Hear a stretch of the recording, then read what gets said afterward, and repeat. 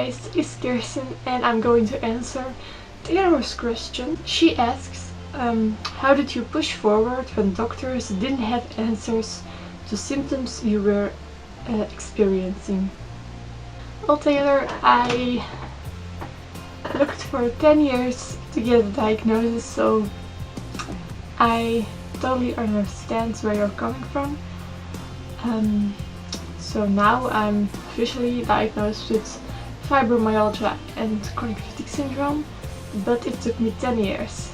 So when I was 9, I got my first symptoms, and I went to different doctors, different hospitals, did a lot of tests, but unfortunately they couldn't find anything.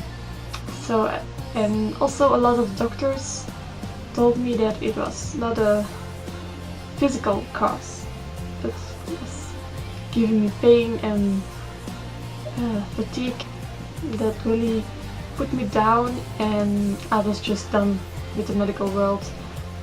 I began acting like I didn't have an illness, like I was just a normal girl.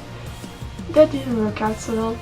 So when I started having like more symptoms, I began searching again. I went to a lot of, again, different doctors, different hospitals, did a lot of tests. Again, same answers. We can't find anything, there's nothing wrong with you.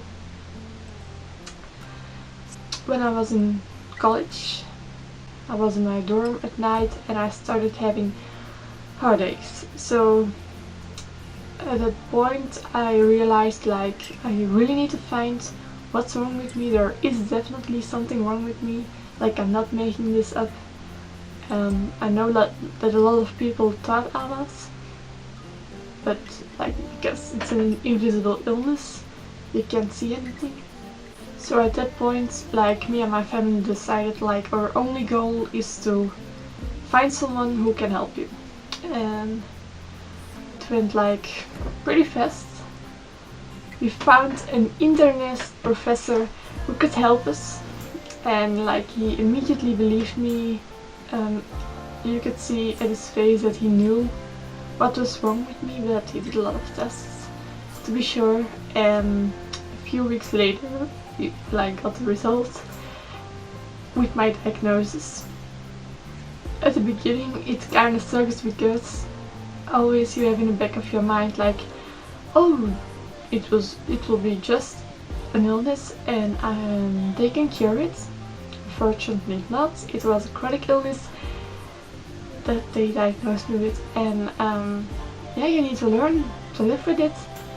Please push more forward than I did, because it took me 10 years to finally accept who I am, what I have. And yeah, it's also getting a diagnosis also gives you a lot of benefits. You get medicines, treatments, maybe like you need a parking disabled badge, things like that you will need.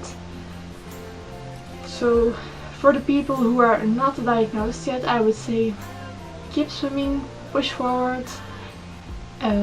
You're not alone in this. See you next time, pals. Hi, I'm Denise. Welcome to this week's version of Chronic Connections Ask the Spoonie. This week's question comes from Andrea. And Andrea tweeted it to us as a Spoonie, how much sleep should I get?